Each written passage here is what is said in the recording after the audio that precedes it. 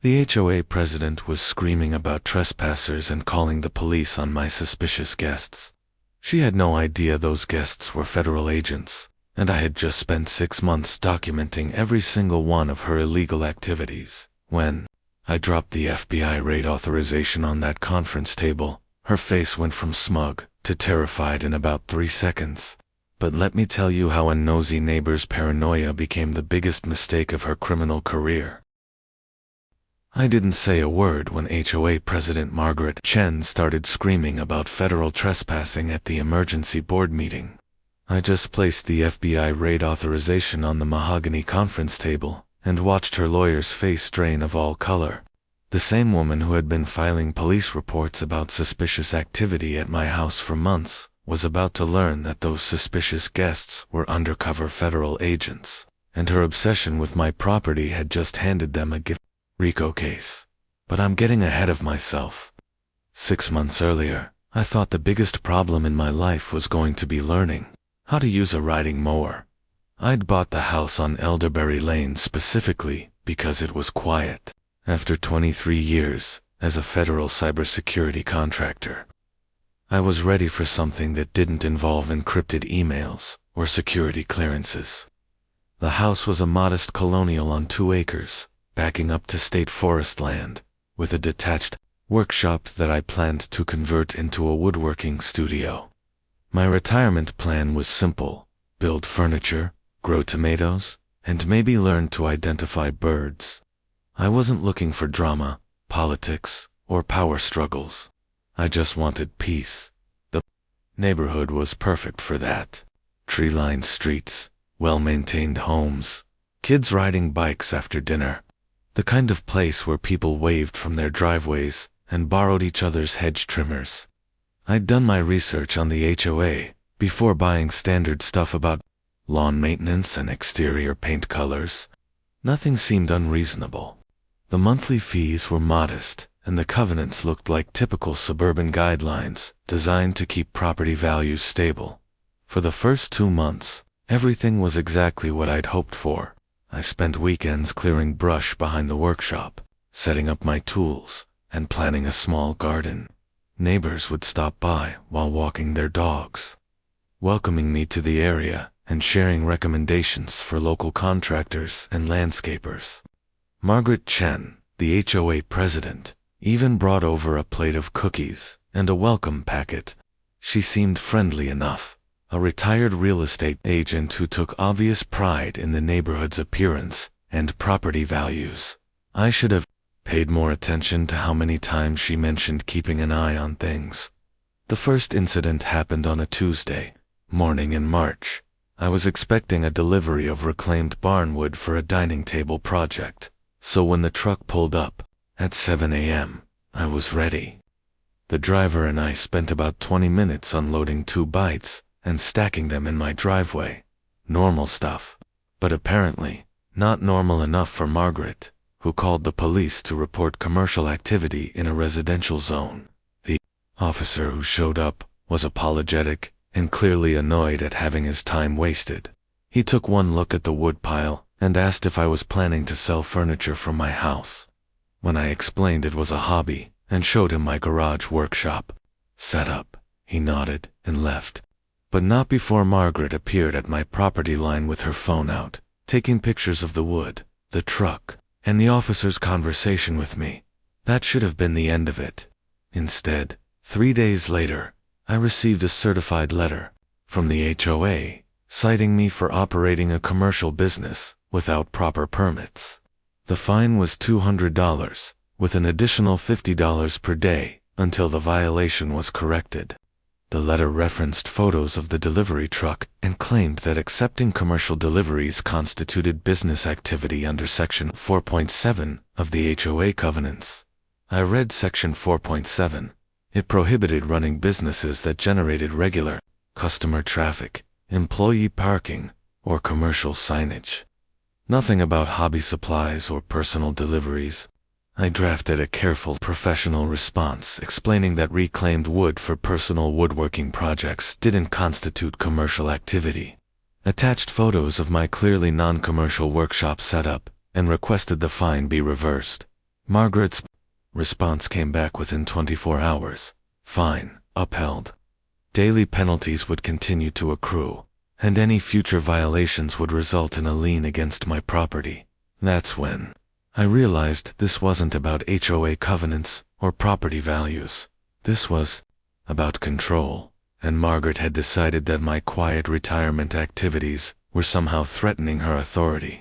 So I did what any reasonable person would do. I started documenting everything. I'd installed security cameras covering my driveway and property lines. I began keeping detailed logs of every interaction, every letter, every phone call.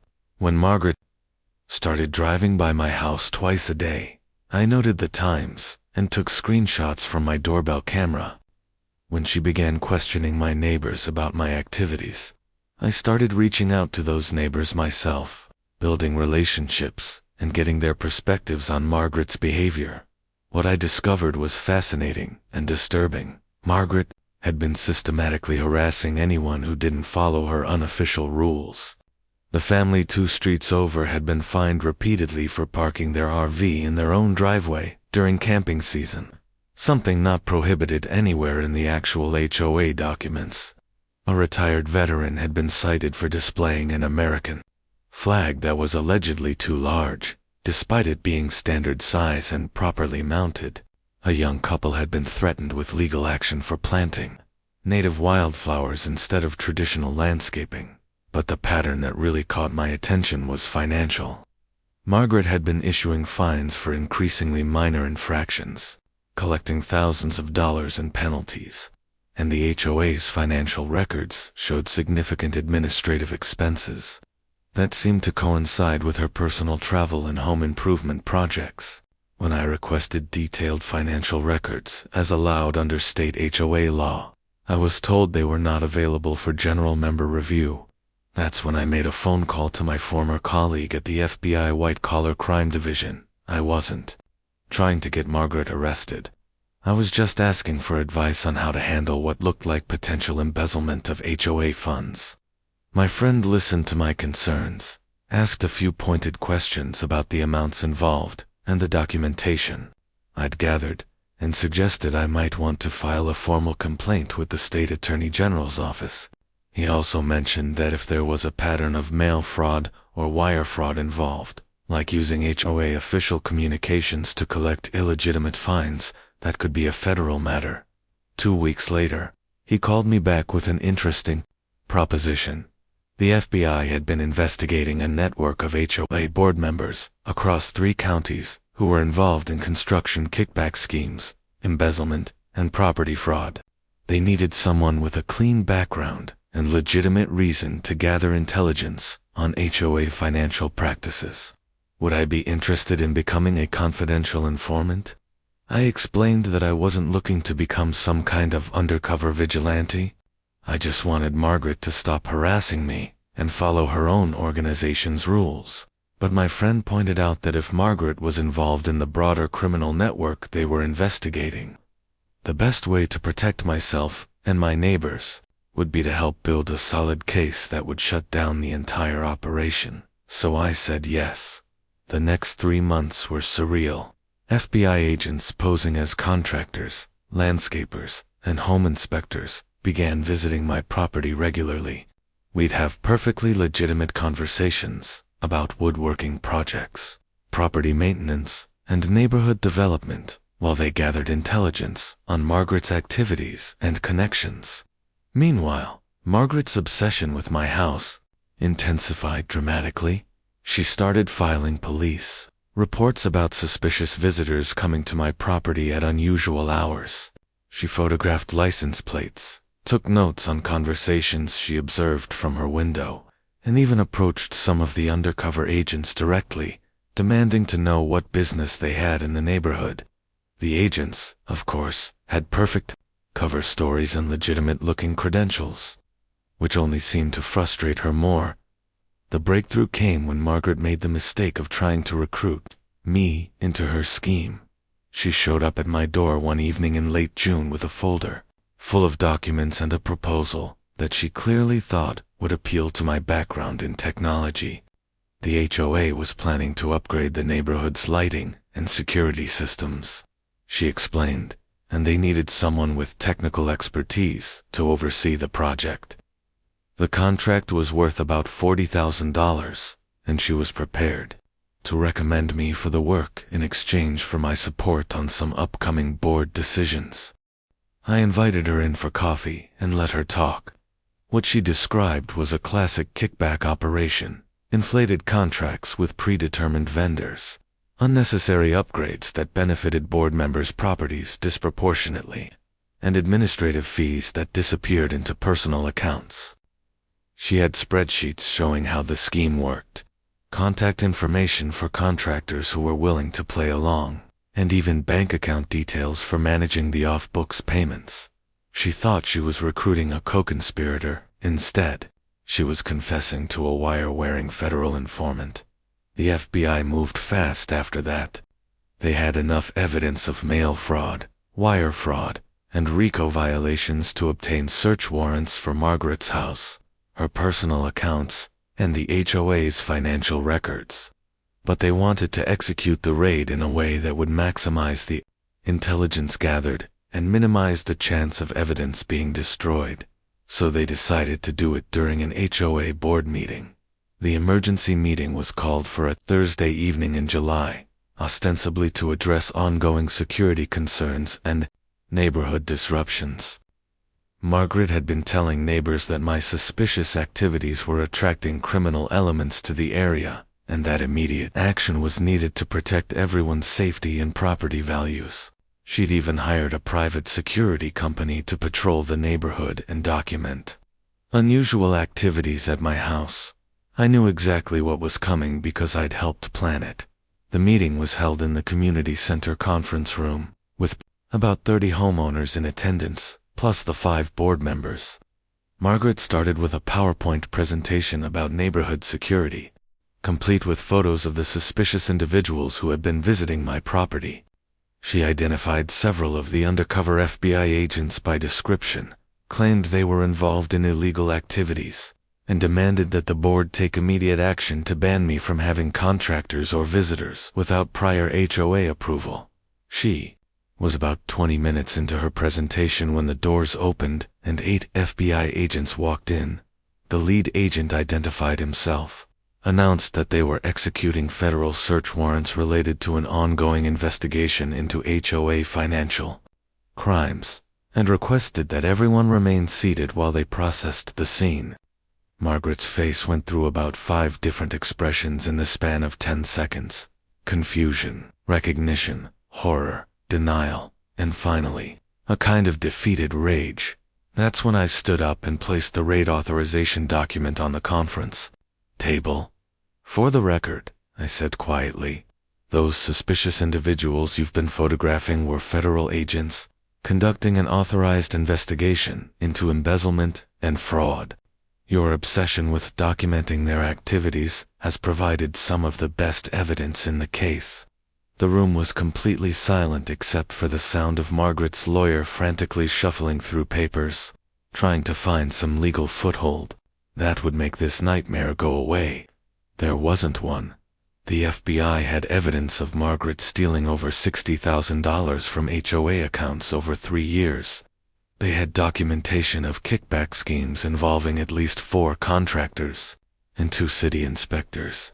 They had recorded conversations about bid rigging, false financial reports, and intimidation tactics used against homeowners who asked too many questions. And thanks to Margaret's own surveillance activities, they had a complete record of her attempting to obstruct a federal investigation by filing false police reports about the agents she'd been unknowingly photographing. Some neighbors still ask me what it was like being an FBI informant. I tell them it was mostly just taking notes and staying out of the way while professionals did their jobs. But every now and then, when someone mentions missing the excitement of Margaret's drama, I remind them that peace and quiet are underrated luxuries that are worth protecting, and if they ever notice anything suspicious happening in the neighborhood, they should definitely call the authorities.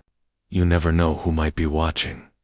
Margaret was arrested that night, So were two other board members, and the treasurer, who had been helping her manipulate the financial records. The private security company she'd hired turned out to be owned by her brother-in-law, and they were billing the HOA for services that were never provided. The whole operation collapsed in a matter of hours. The aftermath was swift and thorough. The state attorney general's office took over HOA management pending a complete audit of all financial records. Every fine issued in the past 2 years was reviewed, and most were found to be invalid and refunded. The intimidation tactics, harassment campaigns, and retaliatory fines that had been terrorizing neighbors for years suddenly stopped. Margaret pleaded guilty to federal fraud charges and was sentenced to 4 years in prison.